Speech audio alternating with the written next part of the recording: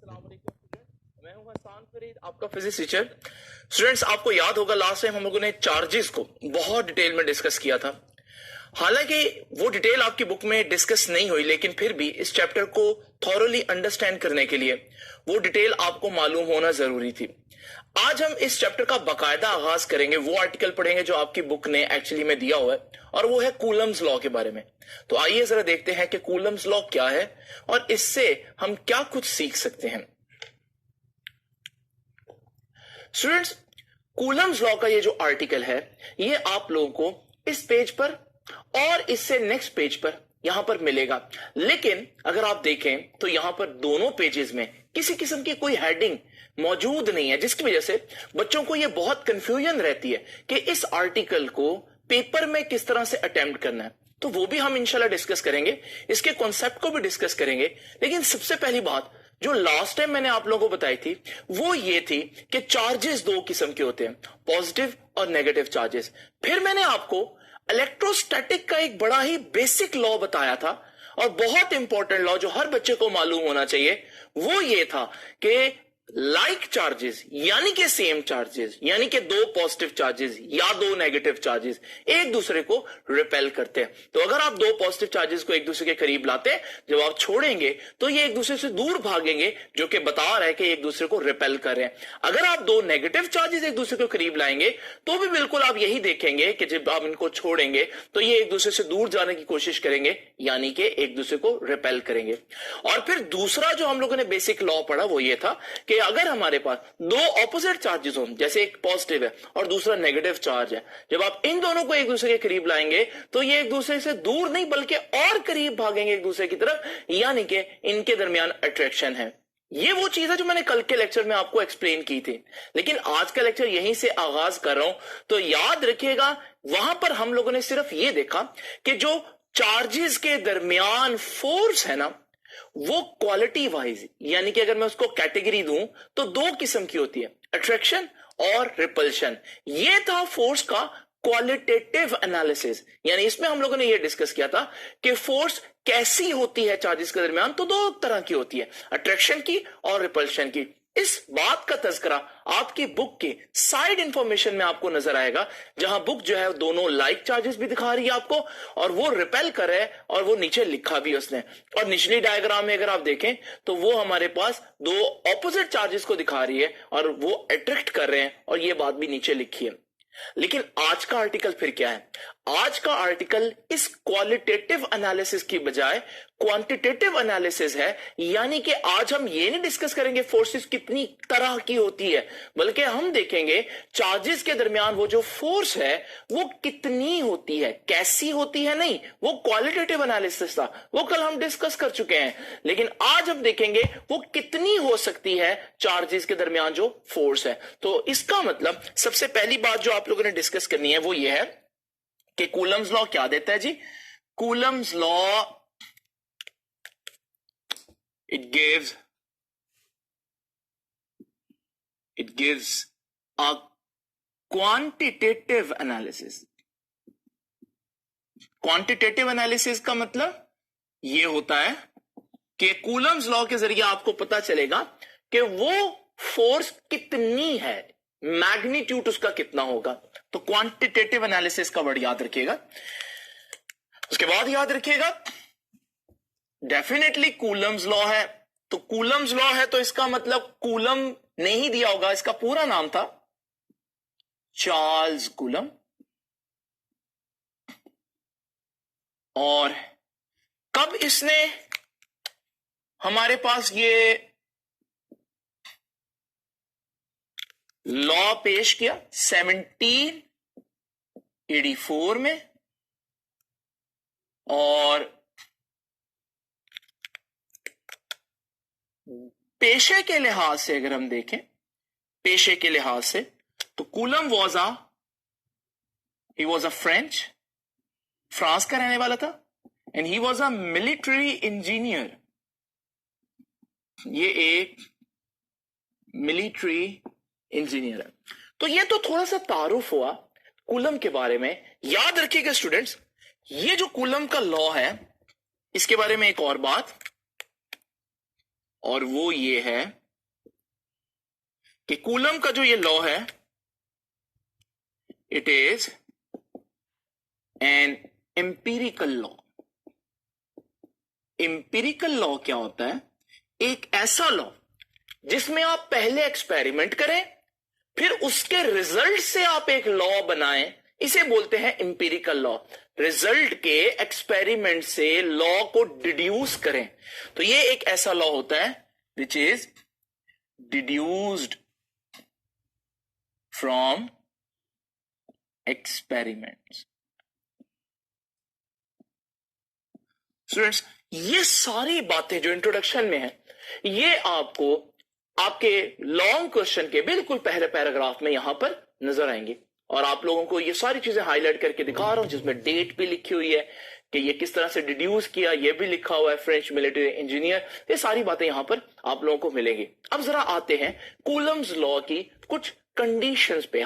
हर law को describe करने से पहले वो लॉ बनाने वाला कोई ना कोई कंडीशन जरूर स्पेसिफाई करता है कि ये जो मेरा लॉ है ये सिर्फ इन्हीं कंडीशंस में अप्लाई किया जा सकता है। वो कंडीशंस क्या है?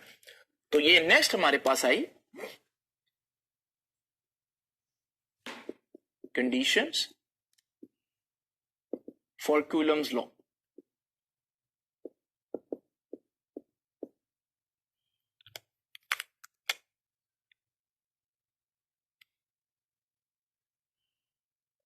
अब वो क्या कंडीशंस है? ये 3 कंडीशंस है जो आप लोगों ने याद रखनी है। Number 1, Coulomb's law is only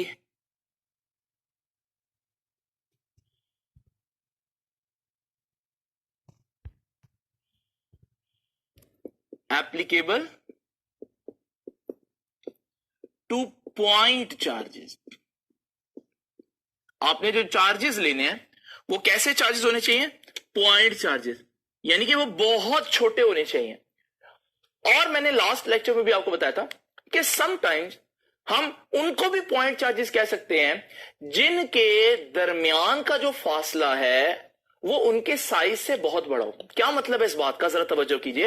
ये 2 सफेयर्स हैं, डेफिनेटली ये बहुत छोटे नहीं है, लेकिन अगर ये सफेयर्स बहुत दूर दूर हों तो फिर इतने दूर होने पर इनके दरमियान का जो फासला है वो इनके अपने साइजेस के मुकाबले में इतना ज्यादा हो गया है कि इस पूरे सिनेरियो के अंदर ये सफेयर एक छोटा सा पॉइंट फील हो रहे हैं। इसका मतलब इनको मैं पॉइंट कंसीडर कर सकता हूं। बिल्कुल इसी तरह से कूलम्स लॉ तब लगेगा जब चार्जेस पॉइंट बन जाएंगे, यानी कि चार्जेस के दरमियान का जो फासला है वो इतना ज्यादा हो उनके साइजेस के मुकाबले में कि वो एक पॉइंट की मानिंद नजर आए। तो ये होगी पहली कंडीशन। दूसरी कंडीशन बड़ी मशहूर है जो सब लोगों को पता होती है, क्योंकि इलेक्ट्रोस्टैटिक्स में पढ़ रहे हैं तो हम लोगों ने पढ़ा था कि चार्जेस रेस्ट पर भी होने चाहिए। तो याद रखिएगा, only applicable to static charges.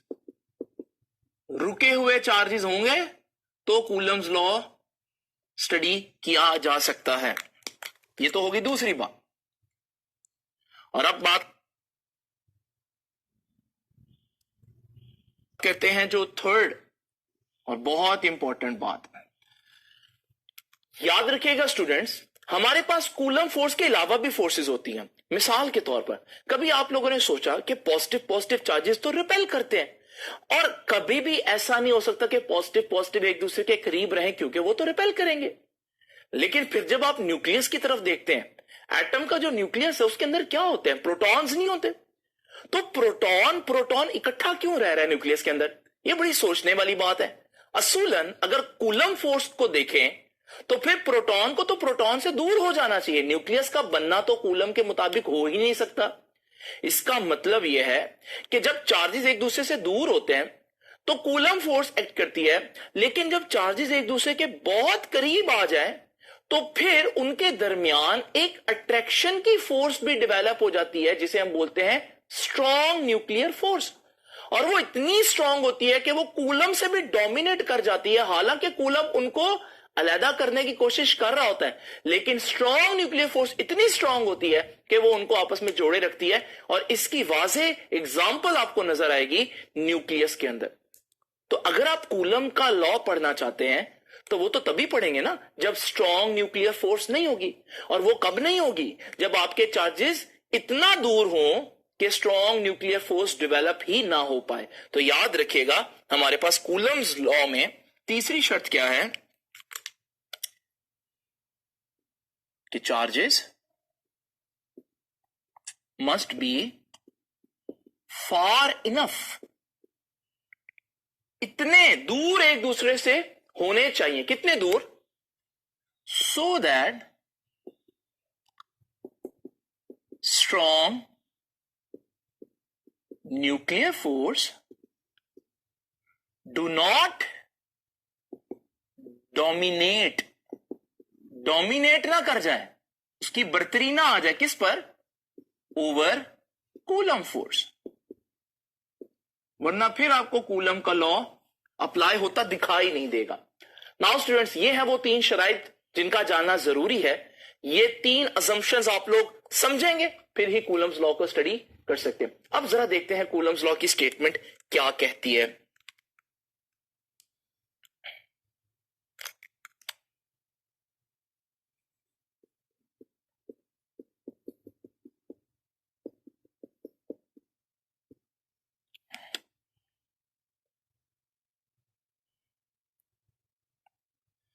Students, जैसे कि मैं आप लोगों को पहले ही इंट्रोडक्शन में बता चुका हूं कि कैसा लॉ है ये?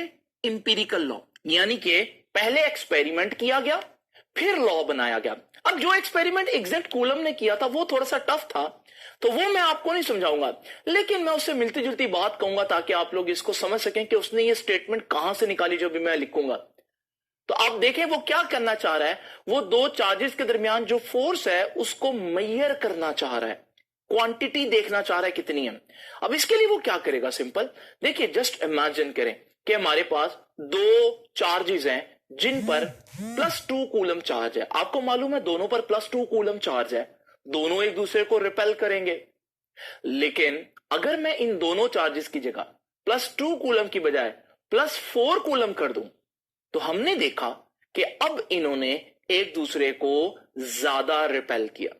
तो इसका मतलब यहां से यह हुआ कि जितना चार्जेस का मैग्नीट्यूड ज्यादा होता है उतना उनके दरमियान फोर्स भी बढ़ जाती है, और जितना चार्जेस का मैग्नीट्यूड कम होता है उतना उनके दरमियान फोर्स भी कम हो जाती है। लेकिन इसको अल्फाजों में किस तरह से लिखूंगा जरा तवज्जो कीजिएगा। तो कूलम की स्टेटमेंट क्या कहती है कि दी इलेक्ट्रोस्टैटिक फोर्स, वो जो फोर्स होगी किसके दरमियान? Electrostatic force of attraction, attraction की भी हो सकती है, और रिपल्शन, अट्रैक्शन और repulsion between static charges is directly proportional,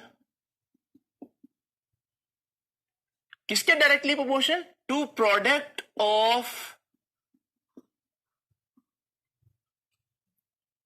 magnitude of charges. तो ये वाली बात जो मैंने आपको बताया कि जितना दोनों चार्जेस ज्यादा बड़े होते जाएंगे, जितना ज्यादा उनका मैग्नीट्यूड होता जाएगा, उनके दरमियान फोर्स ऑफ अट्रैक्शन या रिपल्शन जो भी फोर्स है वो ज्यादा स्ट्रांग होती जाएगी। एक दूसरी बात उसने क्या नोट की, उसने कहा कि यार अगर हमारे पास दो चार्जेस इस जगह पर पड़े हुए हैं तो हम देख रहे हैं वो काफी करीब हैं, तो हमने देखा कि वो एक दूसरे पर काफी फोर्स एक्सर्ट कर रहे हैं। लेकिन जैसे जैसे इन चार्जेस को आप दूर लेकर जाएंगे इनकी एक दूसरे पर लगने वाली फोर्स की जो क्वांटिटी है वो कम होती जाएगी। ऐसा हम कई जगहों पर देखते भी हैं, जब आप मैग्नेट से दूर जाते हैं तो मैग्नेट की उतनी फोर्स फील नहीं होती। यहां से इसने ये अंदाजा लगाया कि फोर्स का डिस्टेंस के साथ इनवर्स रिलेशन है, यानी आप जितना डिस्टेंस बढ़ाते जाएंगे दो चार्जेस के दरमियान उनके दरमियान जो फोर्स है इलेक्ट्रोस्टैटिक फोर्स वो कम होती जाएगी। लेकिन फिर उसने केयरफुली एक और बात ऑब्जर्व की और वो बड़ी इंपॉर्टेंट थी। उसने यहां पर दो चार्जेस को डी डिस्टेंस पर रखा एक दूसरे से। अब उनके दरमियान थी फोर्स F। अब इसने ये डिस्टेंस डबल कर दिया, जब ये डिस्टेंस डबल हुआ तो आप सोच रहे होंगे फोर्स हाफ हो जाएगी, लेकिन जब कूलम ने मेजर किया तो फोर्स 4 गुना कम हो गई थी। अब ये F/4 यानी 4 टाइम्स कम हो गई फोर्स। इसका मतलब डिस्टेंस सिर्फ डबल करने से फोर्स 4 गुना कम होती है। यहां से हमें स्क्वायर का रिलेशन नजर आ रहा है। तो यहां से उसने बोला कि डिस्टेंस के साथ क्या रिलेशन हुआ कि and inversely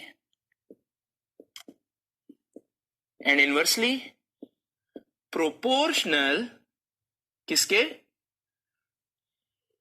to square of distance, distance के नहीं बल्कि डिस्टेंस के स्क्वायर के। आप डिस्टेंस डबल करेंगे फोर्स कम तो होगी, लेकिन 2 टाइम्स कम नहीं होगी, 4 टाइम्स 2 का स्क्वायर। अगर आप डिस्टेंस 3 गुना ज्यादा करेंगे तो फोर्स 3 गुना कम नहीं होगी, 3 का स्क्वायर लें 9 टाइम्स कम होगी। अगर 4 गुना डिस्टेंस बढ़ाएंगे तो फोर्स जो है वो 4 गुना कम नहीं होगी बल्कि 16 गुना यानी कि स्क्वायर लेना पड़ेगा। तो हमने देखा and inversely proportional to square of distance between the charges. आपने देखा मैंने स्टेटमेंट को 2 कलर्स में लिख दिया। एक आप देख सकते हैं कि डायरेक्टली प्रोपोर्शनल है, और स्टेटमेंट का दूसरा हिस्सा एक इनवर्स रिलेशन बता रहा है। तो मैंने इसको जानबूझकर 2 कलर्स में लिख दिया ताकि आपको थोड़ा सा आइडिया रहे कि इस स्टेटमेंट के बेसिकली 2 पार्ट्स हैं। लेकिन आप देख रहे हैं कि ये हमारे पास अल्फाजों में लिखी हुई स्टेटमेंट। फिजिक्स या मैथमेटिक्स में हमें इक्वेशंस चाहिए होती हैं, तो हम इस तरह से अब इस स्टेटमेंट को किस तरह से मैथमेटिकल फॉर्म में लेकर आएंगे, आइए जरा देखते हैं। तो जरा तवज्जो कीजिए स्टूडेंट्स, अब मैं आप लोगों के सामने कूलम्स की मैथमेटिकल फॉर्म डिस्कस करूंगा, और वो कोई और चीज नहीं होगी, इसी स्टेटमेंट से ही मैथमेटिकल रिलेशन निकालूंगा। जरा तवज्जो कीजिए, ये ब्लू वाला हिस्सा क्या कहता है कि फोर्स डायरेक्टली प्रोपोर्शनल है product of magnitude of charges के। अगर हमारे पास एक चार्ज जो है वो Q1 है, दूसरा चार्ज Q2 है, तो इस स्टेटमेंट के मुताबिक जो फोर्स है वो Q1 और Q2 यानी दोनों चार्जेस के मैग्नीट्यूड के प्रोडक्ट के डायरेक्टली प्रोपोर्शनल है। इस तरह से लिखते हैं, आप लोग जानते हैं बात। और दूसरा हिस्सा अगर आप रेड वाला देखें, वो क्या कहता है, इनवर्सली प्रोपोर्शनल है डिस्टेंस के स्क्वायर के। तो डिस्टेंस को अगर मैं R कह दूं तो इनवर्सली प्रोपोर्शनल है डिस्टेंस के स्क्वायर के। इसको हम यूं लिखेंगे। ये दोनों बातें आपकी जो स्टेटमेंट थी वहां से ये खुलासा मैंने नीचे लिख दिया। अब आपको मालूम है इनको इकट्ठा करना पड़ेगा। जब मैं इनको इकट्ठा करूंगा तो ये चीज बनेगी कि F is directly proportional to Q1 Q2, क्योंकि डायरेक्टली है वो ऊपर आ जाएंगे, और R का स्क्वायर इनवर्सली है तो वो नीचे आ जाएगा। और फिर आपको मालूम है हमारे पास जब इस तरह का एक्सप्रेशन होता है तो हमें किसी कांस्टेंट से मल्टीप्लाई करना पड़ता है। वो कांस्टेंट जो है वो है K, और बाकी चीज रह जाएगी एज इट इज। तो Q1 Q2 over R square. Students, ये है कूलम्स लॉ की मैथमेटिकल फॉर्म।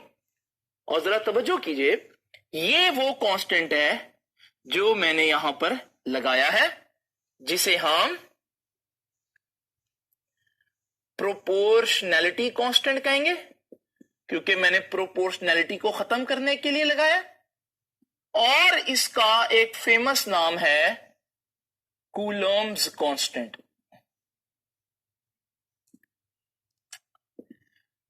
आइए अब जरा देखते हैं कि ये कूलम्स कांस्टेंट जो है इसके बारे में थोड़ी सी मजीद इंफॉर्मेशन। तो आइए स्टूडेंट जरा देखते हैं कि ये कूलम्स कांस्टेंट क्या है। जैसे कि मैंने आप लोगों को बताया कि ये जो इक्वेशन थी अभी मैंने लिखी, आप लोगों के सामने एक दफा फिर से लिख देता हूं। जो कूलम की इक्वेशन आई, F is equal to K Q1 Q2 over R square. ये K है कूलम्स कांस्टेंट या प्रोपोर्शनैलिटी कांस्टेंट है। तो याद रखिएगा कि this constant of proportionality, this constant of proportionality is known as Coulomb's constant. तो कूलम्स कांस्टेंट की फॉर्मूला क्या होगा? आप यहां से के को इधर रखें, ये आर का स्केयर इधर डिवाइड हो रहा है, उधर जाकर एफ से मल्टीप्लाई हो जाएगा, और Q1 Q2 इधर मल्टीप्लाई हो रहे हैं, उधर जाकर डिवाइड हो जाएंगे। तो अगर आप के को एक तरफ ले जाएं तो ये आता है हमारे पास बेसिकली के का फॉर्मूला। नाउ स्टूडेंट्स, के के बारे में दो तीन बहुत इंपॉर्टेंट बातें हैं जो अभी हम लोगों ने डिस्कस करनी है। आइए जरा देखें कि हमारे पास के किन फैक्टर्स पर डिपेंड करता है। डिपेंडेंस, याद रखिएगा कि वैल्यू ऑफ के दो चीजों पर डिपेंड करती है। Depends on two factors. Number one, वो दो फैक्टर्स कौन कौन से हैं? नंबर वन, याद रखिएगा, nature of medium between charges. वो जो दोनों चार्जेस हैं उनके दरमियान में मीडियम क्या है? क्या एयर है, क्या वैक्यूम है, या कोई और मीडियम रखा हुआ है? नंबर टू, ये इस बात पर भी डिपेंड करती है, के की वैल्यू इस बात पर भी डिपेंड करती है कि सिस्टम ऑफ यूनिट क्या लिया आपने। एसआई यूनिट्स लिए हैं, ये जो डिस्टेंस है ये मीटर में लिया है या सेंटीमीटर में या इंच में, फोर्स न्यूटन में है या किसी और वैल्यू में है, यूनिट में है, चार्जेस जो है वो कूलम्स में है या किसी और यूनिट में है। तो ये दो चीजें हैं जिनसे हमारे पास के की वैल्यू जो है वो पता चलेगी। उसके बाद एक और बहुत इंपॉर्टेंट बात के के बारे में जो ऑब्जेक्टिव में भी बहुत पूछी जाती है, और वो है के का यूनिट।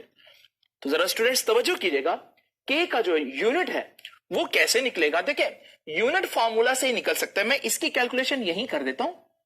ये देखिए, ऊपर एफ आर है, फोर्स होता है न्यूटन, आर डिस्टेंस है, डिस्टेंस का यूनिट होता है मीटर, लेकिन उसका स्केयर भी आ रहा है, डिवाइड बाय नीचे Q1 और Q2 चार्ज है, चार्ज का यूनिट कूलम, तो ये भी कूलम ये भी कूलम, तो नीचे आ जाएगा कूलम का स्केयर, जिसको मजीद आप न्यूटन मीटर स्केयर पर कूलम स्केयर भी लिख सकते हैं इस तरह से।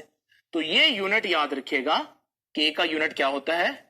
न्यूटन मीटर स्केयर पर कूलम स्केयर। ये तो हो गई कुछ बातें के बारे में। अब स्टूडेंट्स, हम कूलम फोर्स को जो हमने फार्मूला फाइंड आउट किया, ये फार्मूला है जनरल, कहीं पर भी यूज हो सकता है। लेकिन अगर मैं चार्जेस के दरमियान मीडियम चेंज करूंगा, कभी चार्जेस के दरमियान जो है वो किसी मेटल की सरफेस रख दूं, कभी चार्जेस के दरमियान हवा है, कभी वैक्यूम है, जैसे जैसे मीडियम चेंज करूंगा वैसे वैसे के चेंज होगा, क्योंकि के मीडियम पर डिपेंड कर रहा है। जब के चेंज होगा तो फोर्स की वैल्यू भी चेंज होगी। तो इसलिए मैं पहले वैक्यूम इमेजिन करके, दो चार्जेस के दरमियान वैक्यूम इमेजिन करके फोर्स का फॉर्मूला निकालूंगा, स्पेसिफिकली फॉर वैक्यूम, क्योंकि ये जो फोर्स का फॉर्मूला है ये जनरल है। तो अभी मैं वैक्यूम में फोर्स निकालूंगा, तो जरा तवज्जो कीजिएगा। उसके लिए मैं यहां पर लिख देता हूं कि coulomb force in vacuum,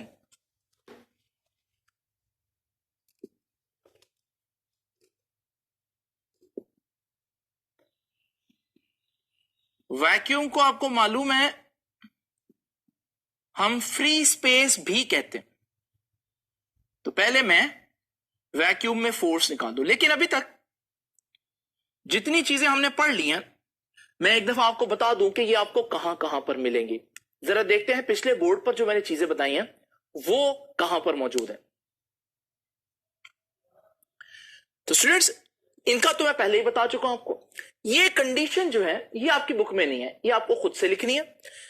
statement, आपको जो बुक का पेज है उसमें जो ग्रीन लाइन लिखी हुई है वो सीधी सीधी ये स्टेटमेंट है, और उस स्टेटमेंट से नीचे अगर आप देखें तो आपको मैथमेटिकल फॉर्म नजर आएगी, वो ये मैथमेटिकल फॉर्म। और उसके बाद जो के की जो इंफॉर्मेशन है, फॉर एग्जाम्पल ये जो हमारे पास के का के किन फैक्टर्स पर डिपेंड करता है, ये दो बातें ये आपको इस पैराग्राफ के अंदर नजर आएंगी। देखिए ना, छुप कर लिखी हुई है, तो आपने हेडिंग डालकर इस तरह से लिखना है ताकि एग्जामिनर को पता चले कि आपने ये चीज एक्सप्लेन की हुई है। और फिर इसी तरह से अगर आप इस यूनिट को ढूंढें तो ये के की वैल्यू के साथ ये यूनिट यहां पर एक्सप्लेन हुआ होगा। तो स्टूडेंट्स, ये तो वो बातें होंगी जो मैंने आपको साथ साथ बता दिया, रेफरेंस दे दिया कि आपकी बुक ने इनको कहां डिस्कस किया, ताकि आपको पता चले, बुक का आर्टिकल पढ़ते हुए आपको आसानी महसूस हो। तो अब स्टूडेंट्स देखते हैं कूलम फोर्स इन वैक्यूम। देखिए फार्मूला तो वही है। क्या फार्मूला है? F is equal to K, ये वाला फार्मूला लिख रहा हूं, Q1 Q2 over R square. जरा तवज्जो कीजिएगा स्टूडेंट्स, हमारे पास वो जनरल फार्मूला था। अब मैं वैक्यूम के लिए निकालने लगा हूं, तो वैक्यूम के लिए अगर मैं फोर्स वैक्यूम में फाइंड आउट करना चाहता हूं, यानी चार्जेस के दरमियान वैक्यूम है, तो फिर मुझे के की वो वैल्यू लेनी होगी जो वैक्यूम में होती है। बाकी डिस्टेंस तो वैक्यूम आने से चेंज हो नहीं सकता, चार्जेस पर जो मैग्नीट्यूड है वो तो उन पर है, तो दरमियान के मीडियम चेंज होने से किस तरह से मैग्नीट्यूड चेंज हो सकता है? इसका मतलब अगर आप फोर्स वैक्यूम में फाइंड आउट करना चाहते हैं तो जस्ट आपको एक बात पता होनी चाहिए, और वो क्या है? वो के की वैल्यू क्या है वैक्यूम के अंदर। अब लकीली हमारे पास उसके लिए एक फॉर्मूला मौजूद है, और वो फॉर्मूला क्या है स्टूडेंट्स? याद रखिएगा, वैक्यूम के अंदर के की वैल्यू बराबर होती है, जरा ध्यान से देखिएगा, 1/4 pi epsilon not.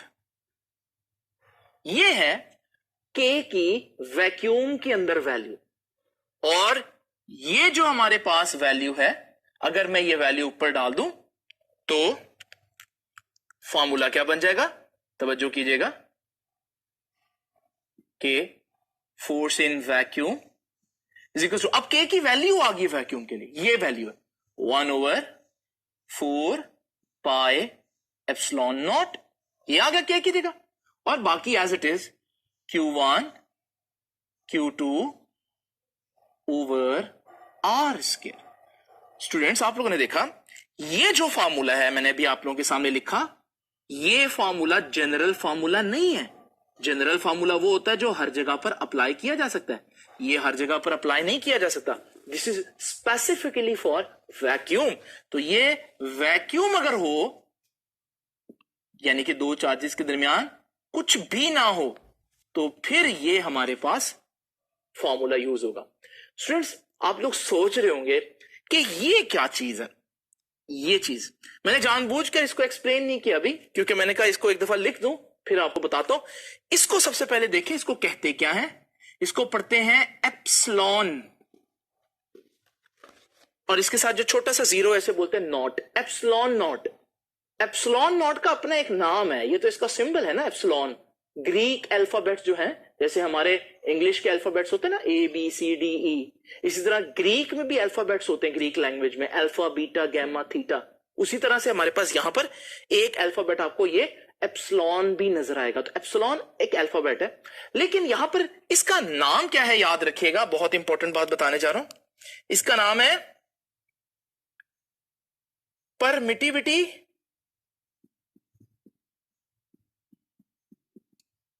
Of free space. Free space का दूसरा नाम क्या है? वैक्यूम, जैसे कि मैं पहले बता चुका हूं। तो याद रखिएगा, ये जो एप्सिलॉन नॉट है ये एक्चुअली क्या है जी? फ्री स्पेस की परमिटिविटी है। परमिटिविटी का वर्ड सुनकर बच्चे समझते हैं कि एक्चुअली में फिर ये क्या है? ये फोर्स को वैक्यूम में से गुजरने की परमिशन है। फोर्स को, ये जो चार्जेस के दरमियान फोर्स है, क्योंकि एक चार्ज और दूसरे चार्ज के दरमियान अगर वैक्यूम हो तो एक चार्ज से दूसरे चार्ज तक जो फोर्स है उसको वैक्यूम में से ट्रैवल करना पड़ेगा। तो परमिटिविटी ऑफ फ्री स्पेस क्या मतलब बनता है फिर?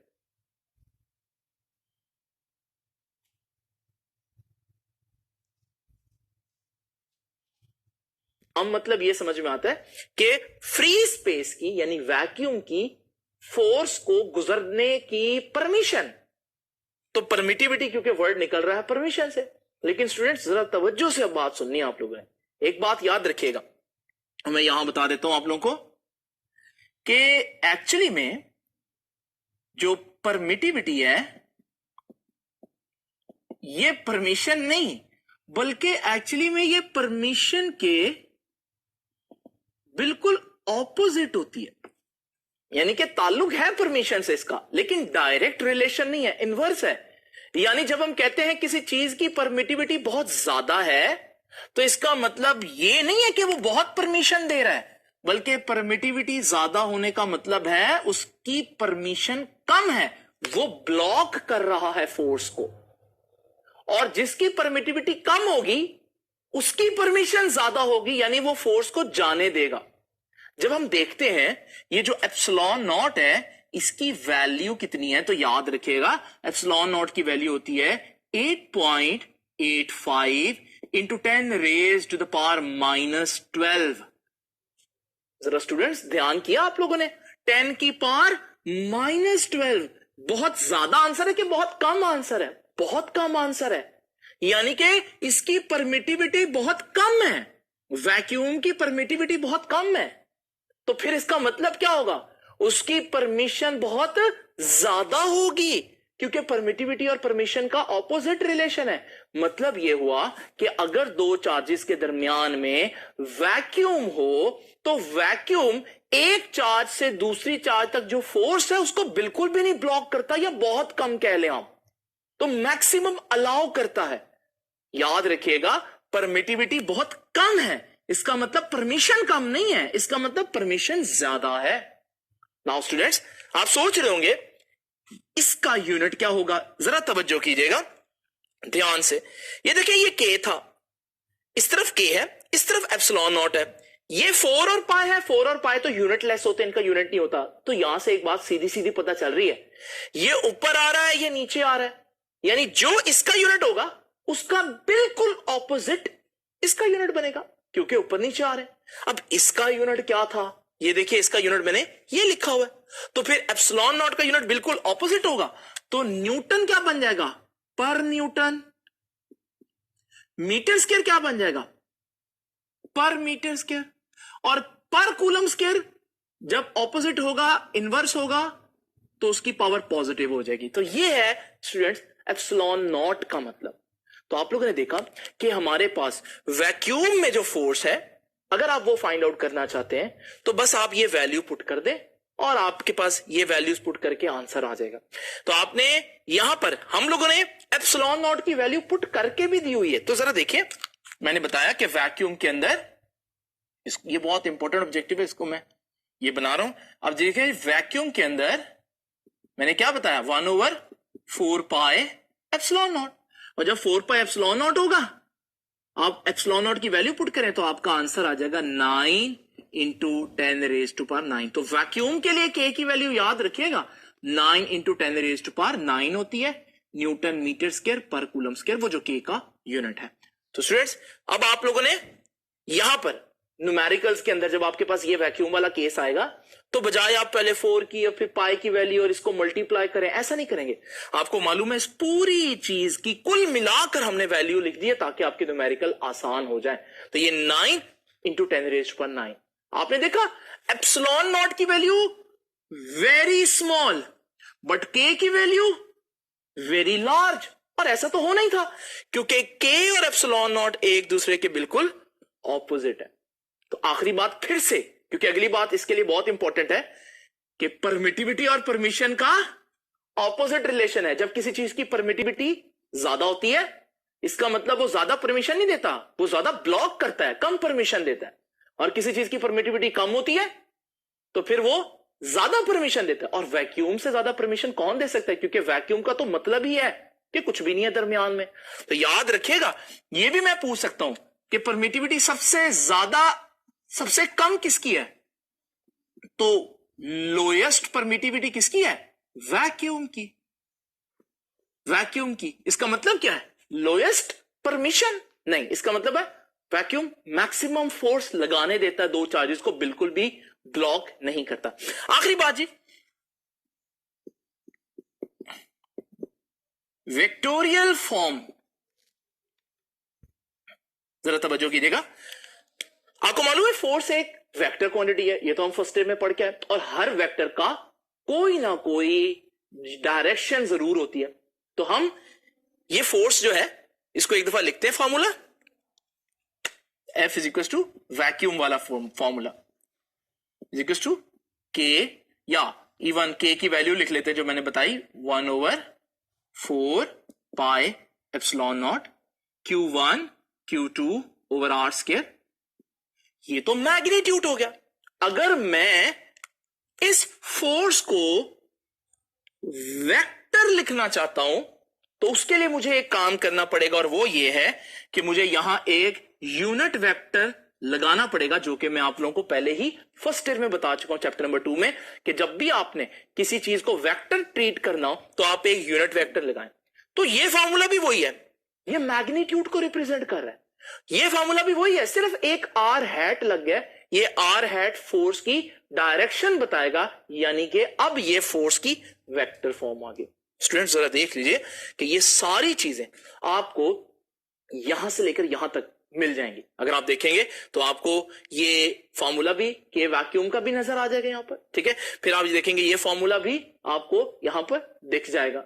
फिर इसी तरह से अगर आप देखें कि वो क्या कर रहा है, एप्सिलॉन नॉट का नाम बता रहा है, और वो एप्सिलॉन नॉट का क्या नाम बता रहा है, वैक्यूम परमिटिविटी या परमिटिविटी ऑफ फ्री स्पेस, ये भी आपको यहां पर नजर आएगा। बिल्कुल इसी तरह से एप्सिलॉन नॉट की ये जो वैल्यू है इसको भी देख लीजिए, ये भी आपको यहां पर नजर आएगी। और यहां पर हमारे पास के की जो वैल्यू 9 × 10⁻⁹ मैंने निकाल दिया आज, ताकि क्या आपको न्यूमेरिकल में बार बार एप्सिलॉन नॉट की वैल्यू पुट ना करनी पड़े, ये भी आपको इसी पेज पर नजर आएगी। तो स्टूडेंट्स ये तो हो गया दो चार्जेस के दरमियान फोर्स, जबकि उनके दरमियान वैक्यूम है। लेकिन ये जरूरी तो नहीं है कि हर वक्त उनके दरमियान वैक्यूम हो। यह भी मुमकिन है कि मैं दो चार्जेस के दरमियान कोई प्लास्टिक की शीट रख दूं, कोई और चीज रख दूं। उस सूरत हाल में फोर्स को क्या फर्क पड़ेगा, आइए अब जरा वो देखते हैं। स्टूडेंट्स तो आप लोगों ने देखा कि हम लोगों ने कूलम फोर्स को वैक्यूम में जो है वो डिराइव किया, लेकिन ये जो आपका आर्टिकल है जहां तक अभी हम लोगों ने पढ़ा, ये आपका सिर्फ पहले पेज के ऊपर यहां तक हम लोगों ने पढ़ लिया। अब आप इससे नेक्स्ट पेज पर देखें तो ये थ्योरी कुछ आपको नजर आ रही है जिसको मैं हाईलाइट कर रहा हूं। मैं इसको स्किप कर रहा हूं अभी, ये मैं आपको कूलम्स लॉ के सेकेंड पार्ट में एक्सप्लेन करूंगा अलहदा से। और अभी मेरा दिल है कि मैं, क्योंकि अभी हमने कूलम फोर्स इन वैक्यूम पढ़ा है, तो बिल्कुल उसी के साथ ही कूलम फोर्स इन मीडियम पढ़ ले तो ज्यादा अच्छी समझ में आ जाएगी, और वो चीज पेज के इस हिस्से से स्टार्ट हो रही है। तो जरा देखते हैं स्टूडेंट्स, यहां पर जो कूलम फोर्स अब वो मीडियम की बात करेगा वो कैसे होगी। तो जरा इमेजिन करें, कूलम फोर्स का जनरल फार्मूला आप लोग जान गए हैं, F = K Q1 Q2 over R square. अब जरा तवज्जो कीजिएगा, अब आप वैक्यूम नहीं बल्कि मीडियम की बात करेंगे, मीडियम। तो फिर के की वैल्यू भी कौन सी लिखेंगे, जो उस मीडियम में होती है। अब आपके मालूम है कि के लिए हम लोगों ने एक फार्मूला बनाया है, और वो फार्मूला क्या था के का, वो फार्मूला था के = 1/4 पाई एप्सिलॉन नॉट। लेकिन ये फॉर्मूला कब था, ये फॉर्मूला था जब आप वैक्यूम की बात कर रहे थे। तो वैक्यूम की बात की थी तो वैक्यूम की परमिटिविटी आई। अब आप किसकी बात कर रहे हैं, अब आप मीडियम की बात कर रहे हैं, और मीडियम की बात करेंगे तो फिर परमिटिविटी किसकी आएगी, उस मीडियम की। अब उस मीडियम की परमिटिविटी कितनी होगी, असल क्वेश्चन ये है। ये जो इक्वेशन मैंने बनाई है, मैं इसको इक्वेशन 1 कह देता हूं। तो आप देख रहे हैं, अगर आप के की वैल्यू फाइंड आउट करना चाहते हैं ताकि आप इधर पुट करें, उसके लिए आपको पहले उस मीडियम की परमिटिविटी चाहिए। अब वो कैसे फाइंड आउट होगी, देखिए स्टूडेंट, इसके लिए पहले आप मेरी एक सिंपल सी बात अंडरस्टैंड करें। वो बात यह है कि अक्सर हम किसी भी चीज की वैल्यू किसी दूसरी चीज के कंपैरिजन में बताते हैं। मिसाल के तौर पर मेरे दोस्त की सैलरी है, सपोज करें 1,00,000 रुपए। So this is the salary of my friend.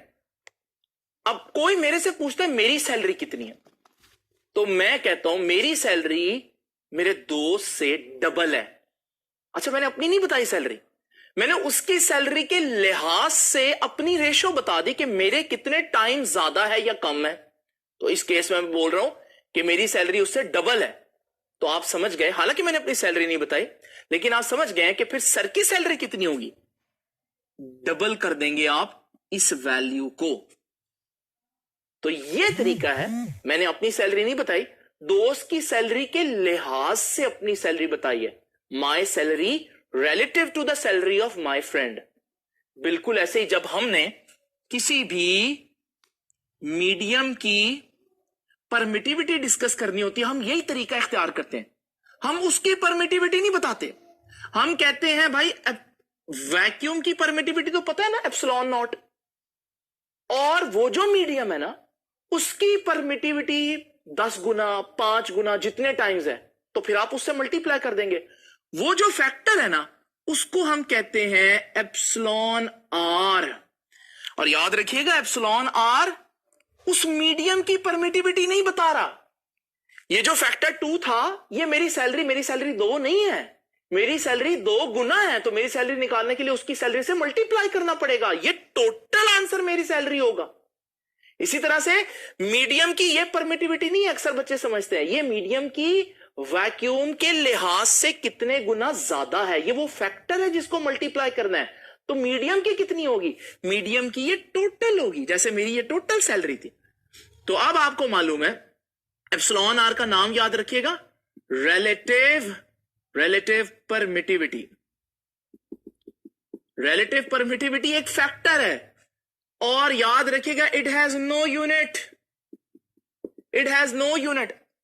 आप ये भी कह सकते हैं कि वैक्यूम के लिहाज से जो कंपैरिजन बनेगा वो ये फैक्टर होगा। और वैक्यूम के लिए ये बड़ी इंपॉर्टेंट ऑब्जेक्टिव डिस्कस कर रहा हूं, फॉर वैक्यूम एप्सिलॉन आर 1 होगा, क्योंकि वैक्यूम के लिहाज से अगर आप देखेंगे तो 1 होगी। मेरी सैलरी 1 लाख है, मेरे लिहाज से मेरी सैलरी कितनी है, 1 गुना, 1 टाइम। तो यहां पर याद रखिएगा क्योंकि आपने स्टैंडर्ड वैक्यूम को रखा है, तो अगर आप वैक्यूम का ही रिलेटिव देखेंगे, रिलेटिव परमिटिविटी देखेंगे तो वो 1 होगी। और इस परमिटिविटी का कोई यूनिट नहीं होता क्योंकि ये एक फैक्टर है जिससे आपने मल्टीप्लाई करना है। तो स्टूडेंट्स आप लोगों ने देखा कि हमारे पास एप्सिलॉन मीडियम जो है, मीडियम की परमिटिविटी वो epsilon naught into epsilon R होती है। अब जरा तवज्जो कीजिए, हमारे पास ये चीज अगर मैं ऊपर इक्वेशन नंबर 1 में पुट कर दूं, ये मीडियम की परमिटिविटी यहां पर पुट कर दूं, तो फिर मीडियम के लिए के का वैल्यू कितनी आएगी, 4 पाई, और आगे एप्सिलॉन मीडियम, और एप्सिलॉन मीडियम कितना है, epsilon naught into epsilon R. तो आपने देखा क्या फर्क आया, बेसिकली यहां पर पुट करते हैं तो force in medium is equal to K of medium, और के ऑफ मीडियम कितना आया, 1/4 pi epsilon naught epsilon R, और साथ Q1 Q2 over R square. बच्चों क्या फर्क है पिछले फार्मूले वैक्यूम वाले में और इसमें, वैक्यूम में सिर्फ एप्सिलॉन नॉट आता था और मीडियम में एप्सिलॉन नॉट के साथ ये फैक्टर आ रहा है एप्सिलॉन आर, बस ये फर्क है। और जरा तवज्जो कीजिए, अगर हम देखें ये जो एप्सिलॉन आर है ये फैक्टर है, रिलेटिव परमिटिविटी है। अब आपको मालूम है, मैंने अभी आपको पिछले बोर्ड पर एक बात बताई, वो ये थी कि परमिटिविटी और परमिशन एक दूसरे के ऑपोजिट है, यानी कि परमिटिविटी ज्यादा तो परमिशन कम, ब्लॉकेज ज्यादा। अब आप खुद सोचें कि हमारे पास दो चार्जेस हो, वो एक दूसरे पर फोर्स लगा रहे हैं 10 न्यूटन, और मैं दरमियान में कोई प्लास्टिक की शीट रख देता हूं। अब ये प्लास्टिक की शीट फोर्स ब्लॉक कर लेगी ना, और इसने ब्लॉक कर लिया, परमिशन कम कर दी फोर्स को गुजरने की। जब इसने परमिशन कम कर दी तो आपको मालूम है जब परमिशन कम तो परमिटिविटी ज्यादा होगी। तो यहां से हम यह सीख सकते हैं कि ये जो मीडियम की परमिटिविटी है ये वैक्यूम की परमिटिविटी जो थी उससे ज्यादा आनी चाहिए, क्योंकि मीडियम तो ब्लॉक करेगा। और जब ये ज्यादा आनी चाहिए तो ये एक ही सूरत में ज्यादा आ सकती है जब इसका आंसर 1 से ज्यादा हो। तो याद रखिएगा फॉर वैक्यूम तो एप्सिलॉन आर 1 था, फॉर ऑल मीडियम्स, दुनिया में जितने भी मीडियम्स हैं, क्योंकि वो फोर्स को ब्लॉक करेंगे तो उनके लिए एप्सिलॉन आर की वैल्यू 1 से ज्यादा होगी, तो उनकी परमिटिविटी ज्यादा होगी, मतलब उनकी परमिशन कम होगी, फोर्स को गुजर जाने देने के लिए उनकी परमिशन कम होगी। जरा तवज्जो कीजिए, ये इंपॉर्टेंट ऑब्जेक्टिव्स हैं बहुत ज्यादा। तो अब जरा तवज्जो कीजिए, यहां से एक और इंपॉर्टेंट बात, अगर मैं इसको थोड़ी देर के लिए गायब कर दूं तो स्टूडेंट्स इसके अलावा बाकी सारा फार्मूला तो वही पिछले वाला वैक्यूम वाला नहीं है। तो यहां से मैं एक बात कर सकता हूं कि force in medium is equal to ये सारा फार्मूला, ये वाला, इसके अलावा ये तो फोर्स इन वैक्यूम है क्योंकि सिर्फ एप्सिलॉन नॉट है, और डिवाइडेड बाय ये क्या रह गया बाकी, एप्सिलॉन आर। ये बहुत इंपॉर्टेंट यहां से कंक्लूजन निकलेगा, जरा कंक्लूजन पे गौर करना है आप लोगों ने। और वो बात क्या कहेगा, जरा तवज्जो से देखिए कि मीडियम, आपको याद है ना, इसकी वैल्यू एप्सिलॉन आर की वैल्यू हमेशा ग्रेटर देन 1 है, और जब नीचे वाला आंसर 1 से ज्यादा हो तो टोटल आंसर कम हो जाएगा। इसका मतलब मीडियम में फोर्स कम होगी वैक्यूम के निस्बत, इसका मतलब मीडियम ने फोर्स क्या कर ली, ब्लॉक कर ली। तो याद रखिएगा कंक्लूजन क्या दिखा हमारे पास यहां पर, कि presence of an insulating medium, इस मीडियम को एक और नाम भी दे रहा हूं जी, और डाइइलेक्ट्रिक।